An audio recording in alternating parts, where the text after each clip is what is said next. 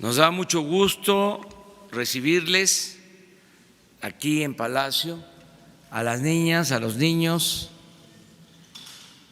Aquí trabajamos para atender los asuntos que se tienen que resolver, que se tienen que atender para que todos los mexicanos vivamos felices y en paz. Las niñas, los niños, los jóvenes, los papás, las mamás, los abuelitos, las abuelitas, que seamos muy felices en México. Y hoy les invitamos, porque es el Día del Niño y de la Niña, y son ustedes nuestros invitados especiales. ¿Cómo lo ven? ¿Está bien? Bueno, entonces vamos a aplaudirle a las niñas y a los niños.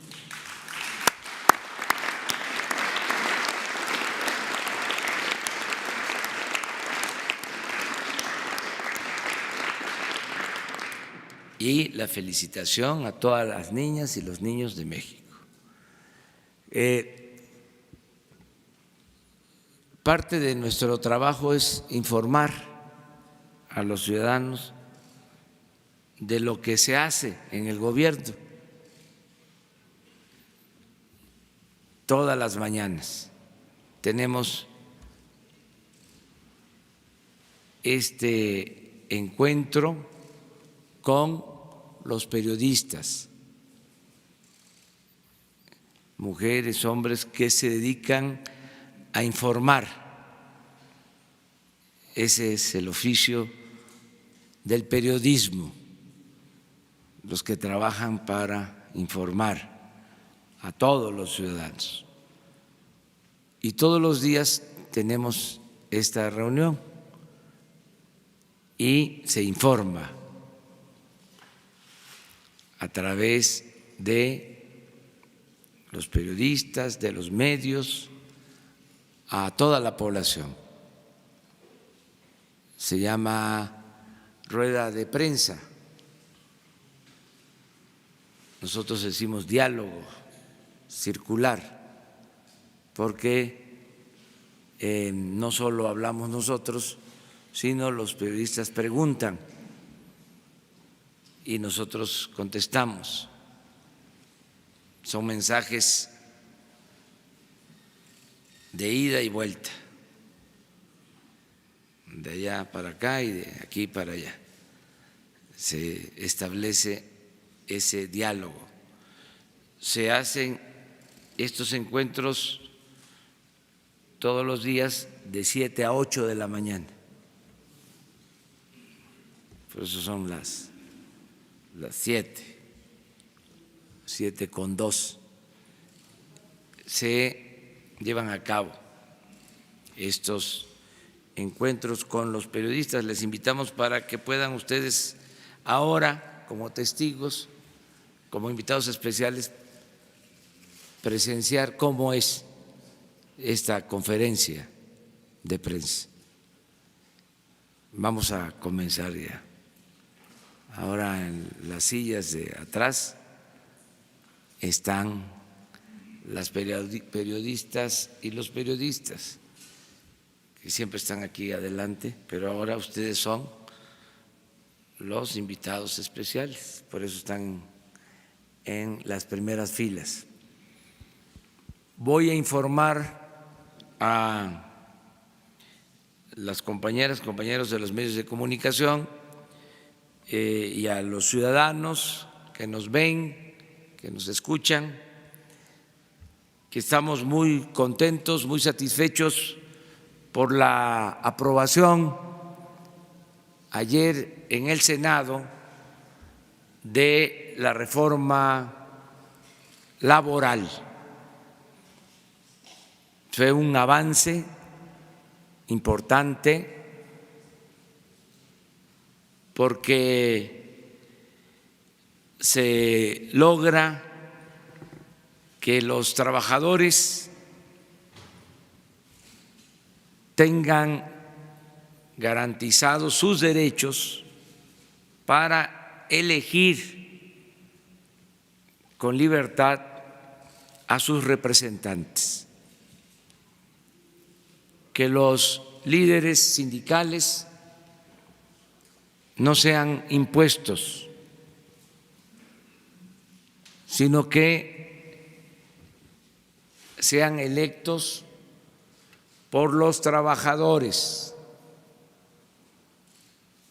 y que haya democracia sindical. Antes de esta reforma no había voto libre, directo, secreto de los trabajadores para elegir a sus representantes sindicales. Ahora van a ser los trabajadores los que van a decidir libremente. Es un gran avance en beneficio de los trabajadores de México. Esto que se logró gracias a la participación de todos los sectores, porque esta reforma fue apoyada por los empresarios, fue apoyada por los sindicatos, fue apoyada por los legisladores, por los senadores, también por los diputados. Va a ser apoyada esta reforma. Tiene esta reforma, además, un complemento que es muy importante, que se cumple con un compromiso que se hizo con el gobierno de Estados Unidos para la firma del Tratado de Libre Comercio. Se hizo el compromiso de que se iba a llevar a cabo una reforma laboral apegada a lo que exigen las normas internacionales en cuanto a la defensa de los derechos laborales. Entonces, al aprobarse ayer esta reforma laboral,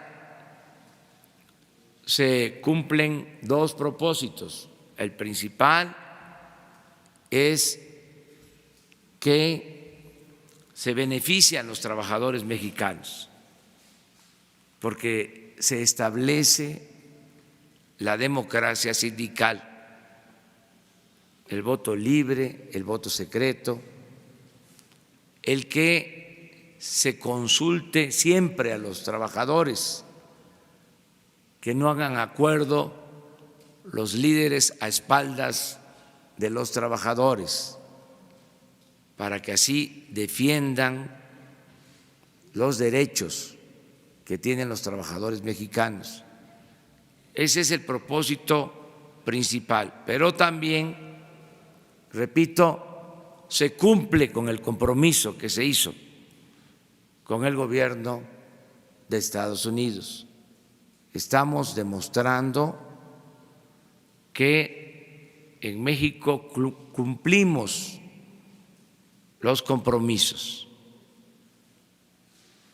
Se dijo que se iba aprobar esta reforma y ya cumplimos. Ahora corresponde al gobierno de Estados Unidos, a los legisladores de Estados Unidos, terminar de aprobar el Tratado de Libre Comercio.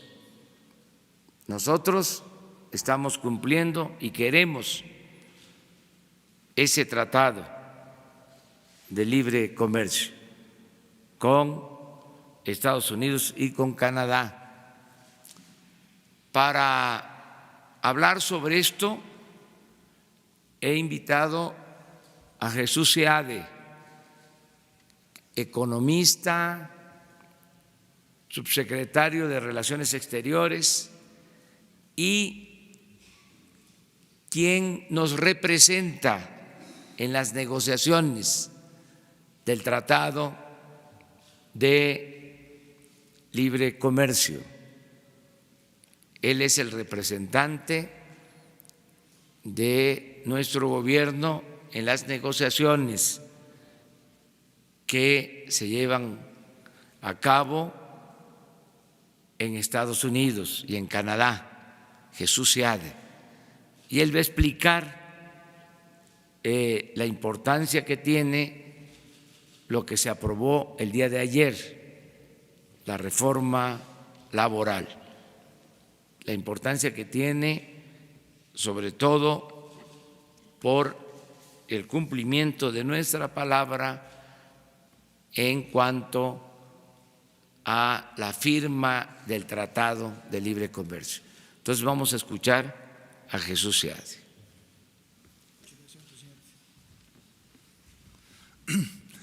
Muy buenos días a todas y a todos, en particular a los invitados de honor, los invitados especiales en este su día. Pues en efecto, como dijo el señor presidente, hemos completado una reforma, la legislación para una reforma extremadamente importante para México. Como ustedes saben, como ustedes los niños de México están estudiando en la escuela, México tiene una tradición muy distinguida de leyes en materia laboral. Fuimos el primer país del mundo que a principios del siglo pasado, hace 102 años, pasamos nuestra Constitución, en la cual hay un artículo 123, que garantiza todos los derechos más modernos para los trabajadores, para defender su bienestar, su buena participación, su libertad y su libertad sindical. Con ese sistema tuvimos una buena protección de los trabajadores durante gran parte del siglo pasado, de los años 30, 40, 50, 60, 70. Pero después, a partir de hace 30 años, una cosa así, quizás buscando mayor competitividad en los mercados internacionales, con el Telecán para ser competitivos, empezaron a reducirse los sueldos de los trabajadores en forma artificial. Y un elemento clave para poder lograr eso era que los trabajadores en realidad no tenían libertad sindical. Tenían sindicatos, pero muchos de estos sindicatos no eran escogidos por los trabajadores. Y los contratos que los sindicatos negociaban no eran del conocimiento de los trabajadores hasta que ya se aplicaban. Ellos no elegían aceptar esos contratos ni esos sindicatos. Esto nos empezó a dar muchos dolores de cabeza, problemas, a partir del propio Telecán, que se firmó hace 25 años. Se hizo necesario en aquel entonces hacer un acuerdo internacional de mayor libertad para los trabajadores, pero esto no se reflejó en ley detallada en México y en realidad las cosas no cambiaron. Y durante los últimos 20, 25 años hemos sido sujeto de muchas críticas de organismos internacionales. El organismo especialista en cosas del trabajo, que se llama Organización Internacional del Trabajo, que está basado en Europa, ha sacado muchos informes siendo muy crítico de la situación sindical, de cómo funcionan estas materias para los trabajadores en México. Al mismo tiempo, Estados Unidos también, Canadá. Entonces había muchas presiones por fuera y había muchas presiones por dentro, porque hay una cosa que se llama el salario real, que es el sueldo que reciben los trabajadores, como comparado a los precios, y este fue el más alto de América Latina en los años 70, y desde entonces ha ido cayendo, y ahora es uno de los más bajos entre los países grandes de América Latina. Entonces todo esto reclamaba corrección para satisfacer las necesidades y los derechos de nuestros trabajadores y también los compromisos tomados por fuera.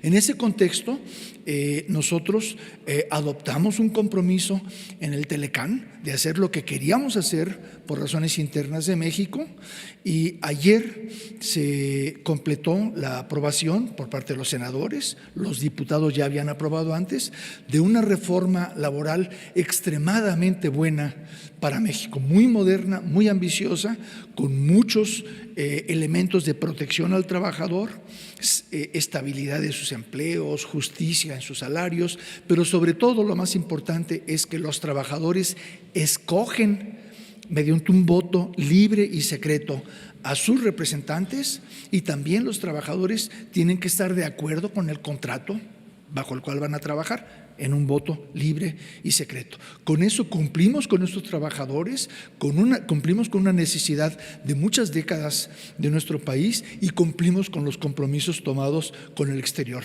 en particular con Estados Unidos y Canadá, con el Acuerdo de Libre Comercio, que queremos que salga adelante, pero también con otros organismos que han invitado a México a corregir sus formas de relacionarse con los trabajadores. Entonces es algo muy positivo para México, estamos muy contentos. Muchas gracias, señor presidente. Con permiso. Pues es básicamente la información. Como complemento, nos acompaña la secretaria de Gobernación, Niñas y Niños, la licenciada Olga Sánchez Cordero. Ella es secretaria de Gobernación.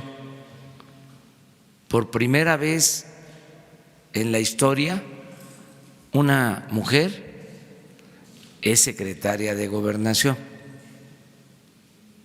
la licenciada Olga Sánchez Cordero. Porque, como ustedes saben, tenemos que ser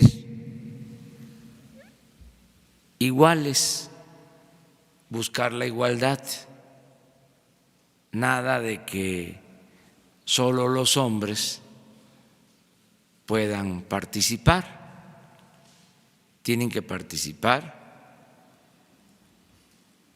mujeres y hombres en igualdad, en todo, niñas y niños. Entonces, también en el gobierno hay esta igualdad en los cargos que se tienen en el gobierno federal. La mitad son mujeres en las secretarías, son 10 hombres y 8 mujeres. Así es el gobierno, el gabinete. En la Cámara de Diputados y en la Cámara de Senadores, lo mismo, ya se logró también esta igualdad, mujeres y hombres. Igual, antes no era así. Ya hemos ido avanzando en eso y hay que seguir avanzando. Y también nos acompaña el secretario de Educación Pública, Esteban Moctezuma. Él es el encargado de todo lo relacionado con la educación pública, el preescolar, la primaria, la secundaria. Ustedes están en primaria, ¿eh? ¿En qué año? Segundo. O sea, tienen 7 años.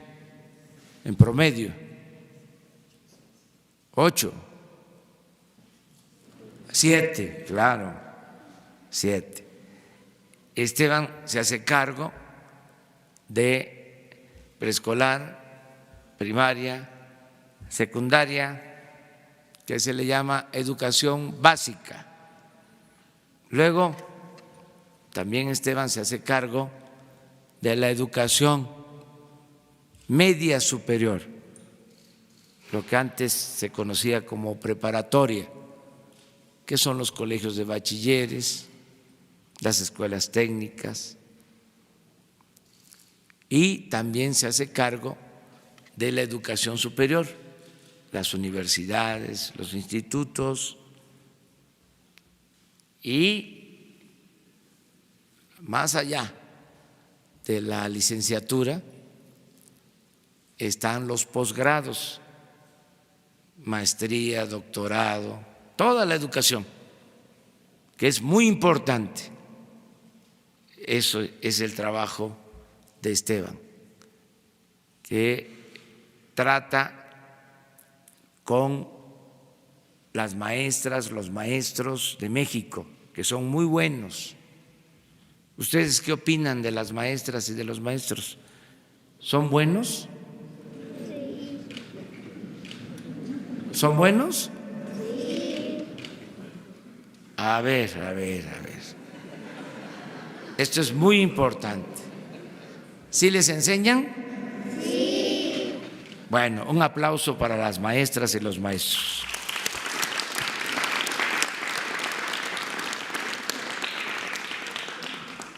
Dicho todo lo anterior, ahora vamos a pasar a las preguntas y a las respuestas.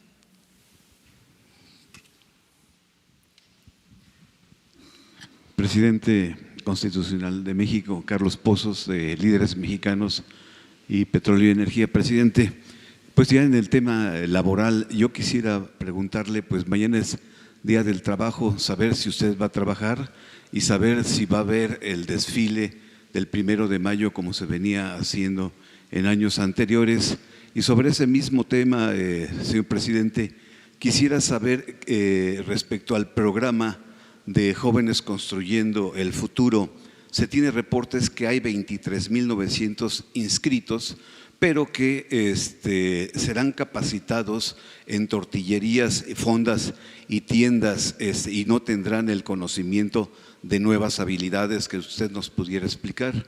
Esa es la primera pregunta y una más nada más, si usted me responde. Sí, mañana en efecto es Día del Trabajo. Como lo han hecho siempre los sindicatos, van a manifestarse, va a haber marchas de las distintas organizaciones laborales, es su derecho de manifestación, van a expresarse con libertad, todos los sindicatos. Tengo ese informe, empiezan a reunirse desde muy temprano todas las expresiones sindicales, todas las corrientes, todas las tendencias que hay en el sindicalismo mexicano. Y yo estoy haciendo una invitación a dirigentes de todas las expresiones, lo más plural que se pueda, para que podamos convivir mañana al mediodía, terminando las manifestaciones, invitar a algunos dirigentes para que podamos platicar y reafirmar nuestros compromisos con el sector laboral. ¿Pero va a encabezar usted desde balcón presidencial? No, porque en esta ocasión es una manifestación libre, de todos los trabajadores. Vamos a analizar si conviene o no el hacerlo como se acostumbraba anteriormente. Yo soy más partidario de que el Día del Trabajo sea un día de manifestación libre de las demandas de los trabajadores, que haya independencia, autonomía y que incluso se expresen las denuncias y las inconformidades en contra del gobierno, como debe de ser. Así surge este día, para eso se estableció, para conmemorar un hecho histórico en el que se comete una gran injusticia a los trabajadores, que se reprime a los trabajadores en Chicago.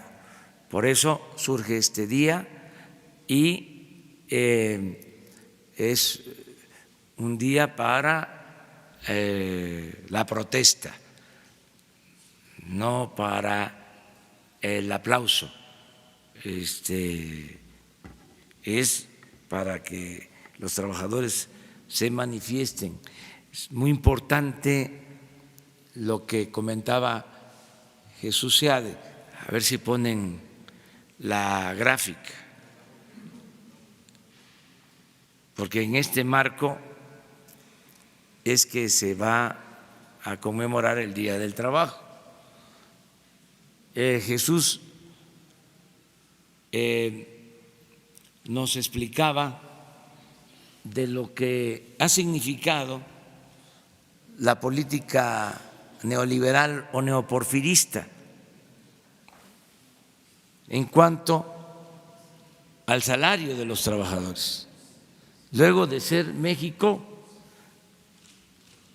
el país con los mejores salarios en toda América Latina, miren allá arriba, 1976, miren cómo viene cayendo,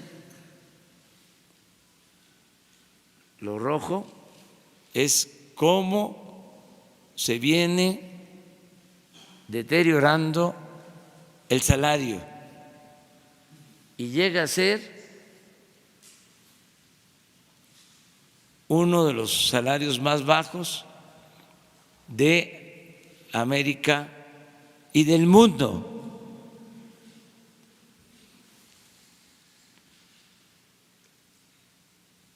Es para nosotros muy satisfactorio poder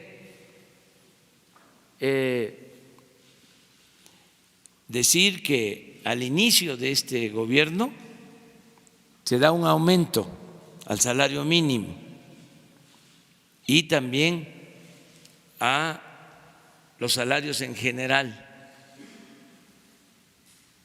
Y ya se ve aquí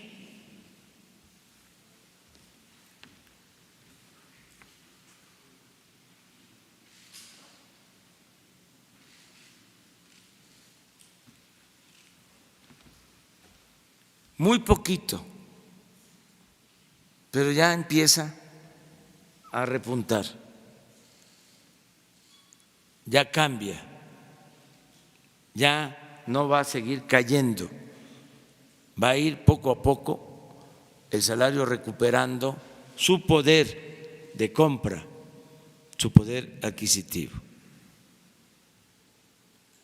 Entonces, en este marco es que el día de ayer se aprueba la reforma laboral y mañana pues es el Día del Trabajo. Bien, presidente, mi segunda pregunta En 2018 usted anuncia la descentralización de las secretarías del actual gabinete.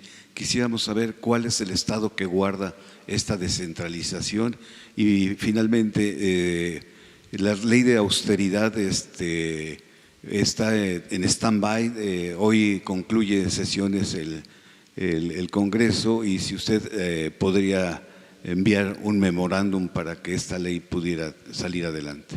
Bueno, va la descentralización, se está llevando a cabo poco a poco, pero sí ya una parte de cultura está en Tlaxcala, sí una parte de la Secretaría de Turismo está en Chetumal, ya prácticamente toda la Secretaría de Energía está en Villahermosa, hay un proceso de mudanza, Pemex va a Ciudad del Carmen, se tiene que descentralizar el gobierno. Es un compromiso que hicimos y va a cumplirse. Acerca de la ley de austeridad, yo espero que se apruebe para que no haya lujos en el gobierno. Ya se han tomado medidas, sin esa ley ya se redujo el salario de los altos funcionarios públicos, ya no hay fondo de ahorro especial para los altos funcionarios públicos, ya no hay atención médica privada para los altos funcionarios públicos, ya no se viaja en avión, en helicóptero particular, privado, todos tenemos que viajar en aviones de línea. Ya han habido muchas medidas de austeridad, pero falta que se apruebe la ley porque vienen otras medidas. ¿Cuáles? Por ejemplo, el uso de vehículos. No se van a comprar vehículos nuevos, ni se van a rentar vehículos en el gobierno, en toda la administración. Solo las patrullas, las ambulancias, los equipos para bomberos, lo que se requiera para la protección civil, pero no vehículos particulares para funcionarios públicos. ¿Qué otras medidas? Se va a reducir al mínimo los viajes al extranjero. Van a ser autorizados por el presidente. No van a poder salir del país si no hay una autorización y una comisión especial que lo amerite. Vamos a controlar todo el gasto en viáticos, se va a controlar el gasto en combustibles, en la telefonía. Va a ser un gobierno completamente austero. Ya se están tomando estas medidas, pero estamos esperando la aplicación o la aprobación de esta ley para que no haya gobierno rico con pueblo pobre, que no nos ensimismemos, porque lo que pasaba es que todo el presupuesto se quedaba en el mismo gobierno y no se destinaba el presupuesto al pueblo. Todo el presupuesto era para pagar sueldos elevados, para que los altos funcionarios se dieran la gran vida y no había presupuesto para atender las necesidades de la gente. Ahora le va a costar mucho menos el gobierno al pueblo, porque le costaba mucho al pueblo de México mantener al gobierno. Era un gobierno mantenido y bueno para nada. Todo esto va a cambiar. Muchas gracias. ¿Ustedes dos? Señor presidente, Jaime Hernández de Bajo Palabra. Usted ha dicho reiteradamente que primero, antes que otra cosa, la justicia y el combate a la corrupción. También ha expresado su respeto a la autonomía de los poderes de los estados. Sin embargo, existe un clamor popular contra la deficiente y corrupta procuración de justicia en los estados del país, donde jueces y magistrados se han convertido en una mafia nepote que reparte los cargos del poder judicial a hijos, primos, amantes, amigos, dejando fuera a personal con carrera judicial. Hay más militares, funcionarios y hasta gobernadores sancionados que jueces y magistrados por ineficacia y corrupción. Pasa lo mismo con las fiscalías, donde para resolver los casos de alto impacto inventan pruebas y declaraciones. Un ejemplo es en Guerrero, donde un padre y su hijo fueron secuestrados por judiciales y luego presentados como culpables de homicidio de un empresario. Este tipo de inmoralidades del Poder Judicial se repiten a lo largo del país. Mi pregunta es, ¿cómo hará usted para que la justicia y el combate a la corrupción de la Cuarta Transformación alcance también a la corrompida procuración de justicia en el país, respetando la autonomía de los poderes de los estados? ¿Ha pensado que también hace falta una purificación del Poder Judicial en el país para que haya justicia confiable y sobre todo expedita? Sí, mire, yo creo que se va a ir avanzando cada vez más en la impartición de justicia. En efecto, había un mal ejemplo de parte del Poder Ejecutivo. Se castigaba a los adversarios, se fabricaban delitos y se garantizaba impunidad a los cercanos. Se castigaba a los que no tenían agarraderas, influencias, a los que no tenían con qué comprar su inocencia. Todo eso va a cambiar y ayuda mucho el ejemplo que se dé desde el Ejecutivo. Si no hay impunidad, si el Ejecutivo no protege a nadie, esto va a ser la diferencia, porque antes había consigna de parte del Ejecutivo, intervenía el Ejecutivo en el Poder Judicial para que se actuara a favor o en contra de las personas. También antes el procurador era un empleado del presidente. Ahora el fiscal general, que antes era el procurador, es independiente. Yo no hablo con el fiscal. Lo saludé la última vez hace una semana en un acto,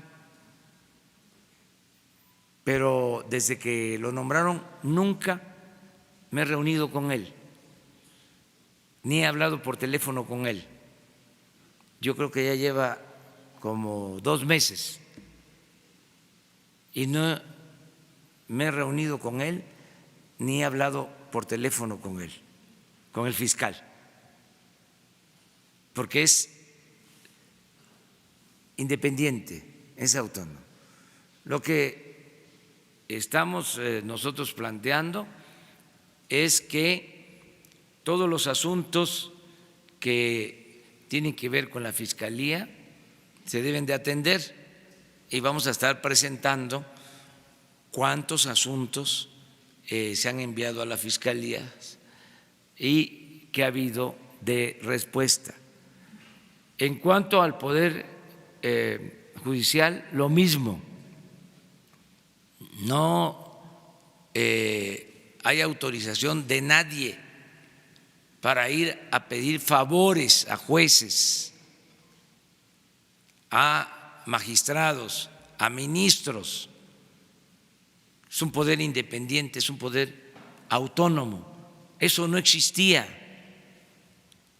Antes había hasta teléfono directo del presidente de la República al presidente de la Corte, un teléfono rojo. Y a lo largo de la historia, sobre todo en el Porfiriato y después de la Revolución también, el que mandaba en el Poder Judicial era el presidente. El Ejecutivo era el poder de los poderes. Eso se terminó, se acabó. Es de los cambios muy importantes. Y yo celebro que ahora en la renovación de la Suprema Corte estén llegando ministros nuevos. El presidente de la Suprema Corte es un hombre honesto, recto. Entonces tengo confianza de que se va a limpiar el Poder Judicial, pero lo tienen que hacer ellos, lo tienen que hacer los propios integrantes del Poder Judicial, no lo puede hacer el Ejecutivo. Sería una interferencia, sería violatorio de la Constitución, porque es un poder autónomo. Yo espero que se limpie el Poder Judicial, que los jueces actúen con apego a la ley, que no sean corruptos, jueces, magistrados, que los ministros también sean gente íntegros, mujeres y hombres, que actúen con integridad. Es un proceso. Y luego están los poderes de los estados, que son gobiernos soberanos, también autónomos. Sería muy bueno que los presidentes de los tribunales superiores de justicia de los estados no fuesen empleados de los gobernadores, porque resulta, con todo respeto, que la mayoría de los presidentes de los poderes judiciales en los estados, el Tribunal Superior de Justicia del Estado, depende del gobernador,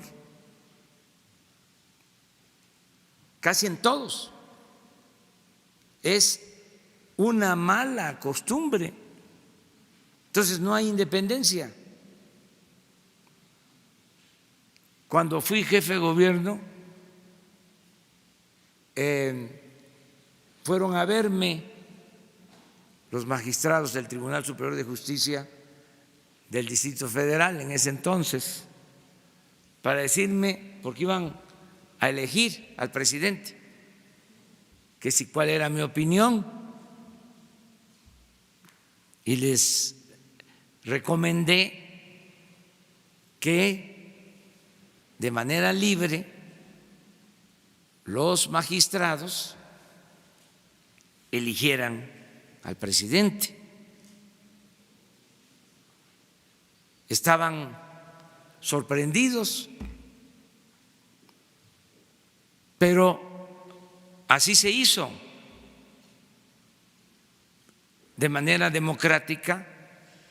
Los mismos magistrados en el Distrito Federal eligieron al presidente. Eso no se acostumbraba y todavía no se ha cambiado esa práctica en la mayoría de los estados.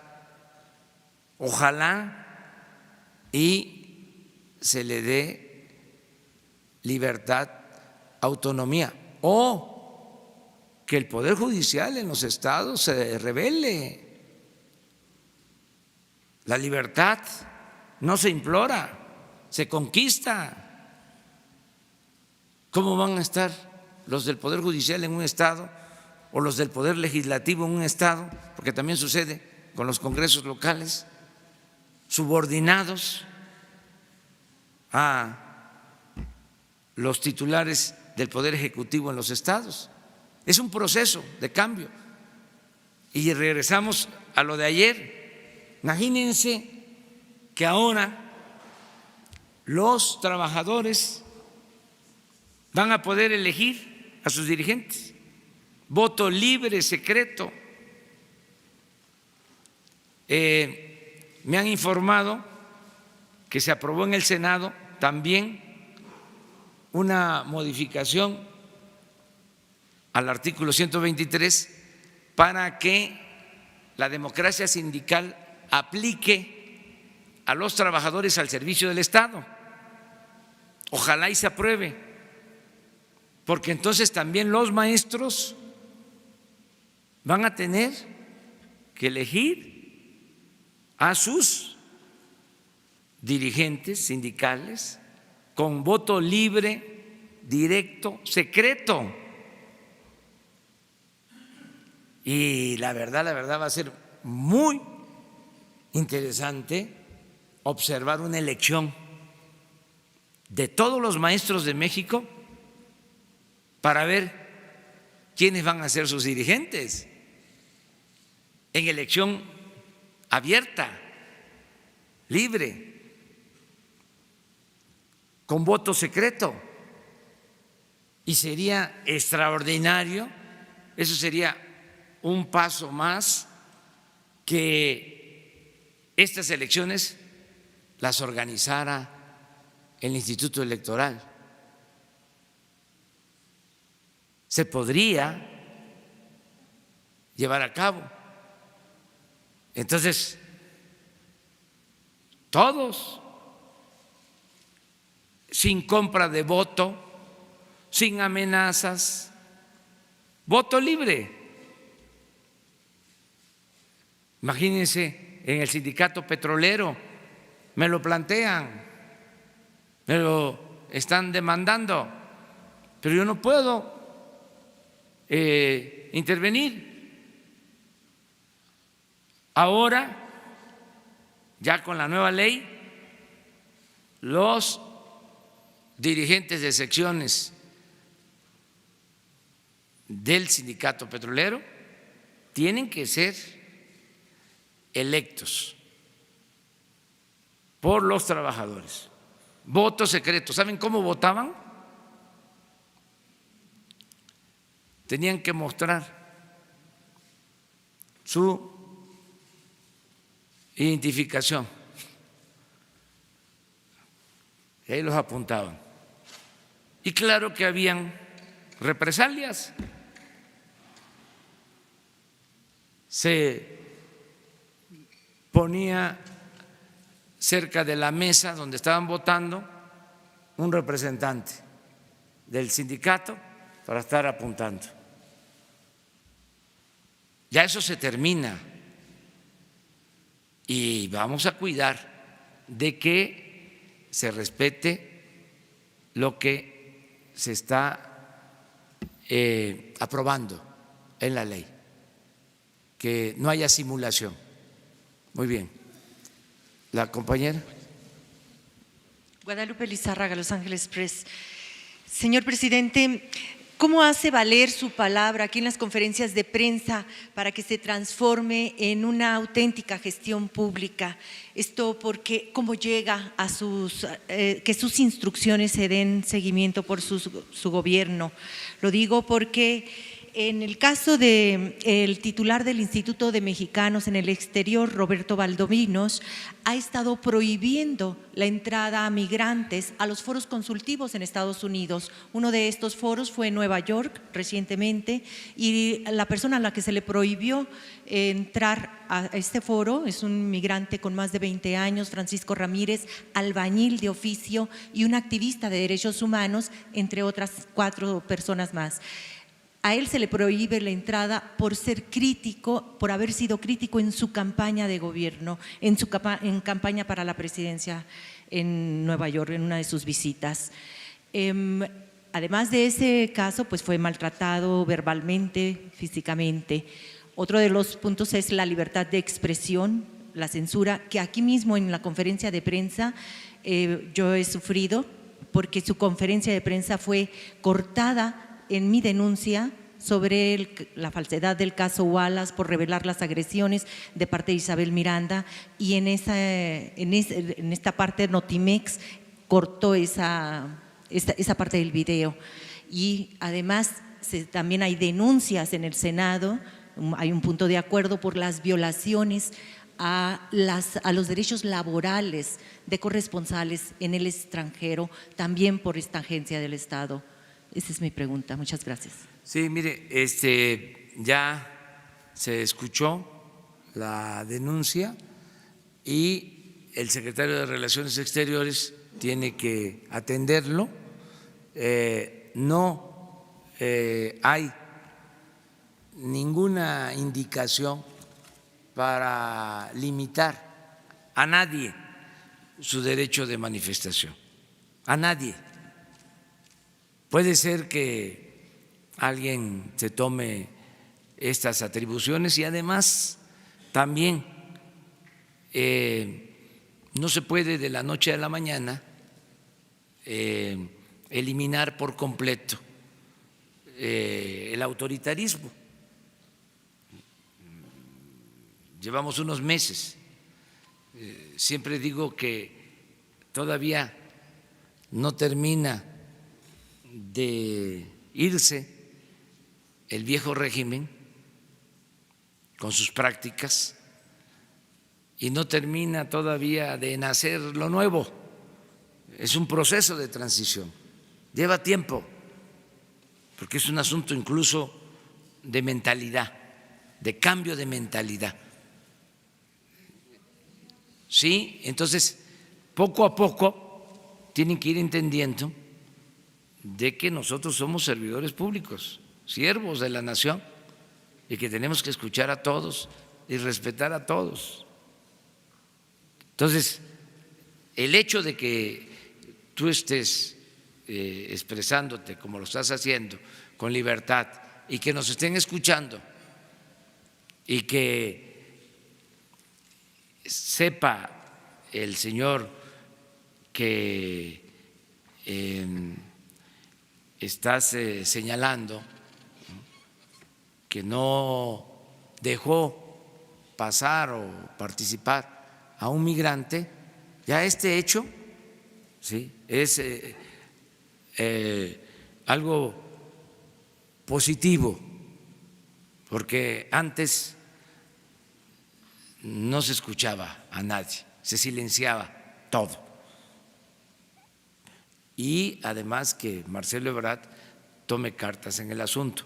Acerca de si hubo censura en Notimex, no creo.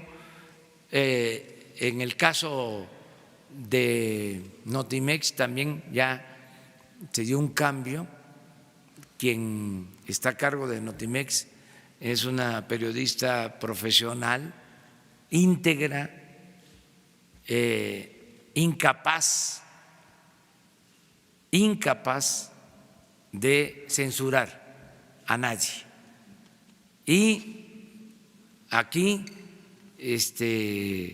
nos están viendo pues miles de personas, nos están viendo y nos están escuchando. Entonces no hay censura, hay transparencia completa. Muy bien, una más. A ver. Sobre el caso, presidente, buenos días y bienvenidos a los niños. En el caso de Venezuela, presidente, sobre este intento de golpe de Estado que está denunciando el gobierno de Nicolás Maduro y este llamamiento a salir a las calles, a los militares y a los ciudadanos que hace Juan Guaidó, ¿cuál es el posicionamiento que tiene su gobierno, presidente? ¿Cuál es el llamado que hace? Esto está sucediendo en estos momentos en calles de Venezuela. Gracias. El mismo de siempre, apego a nuestra Constitución, no intervención y autodeterminación de los pueblos y solución pacífica en los conflictos. No intervenir en estos casos. Es muy clara nuestra postura.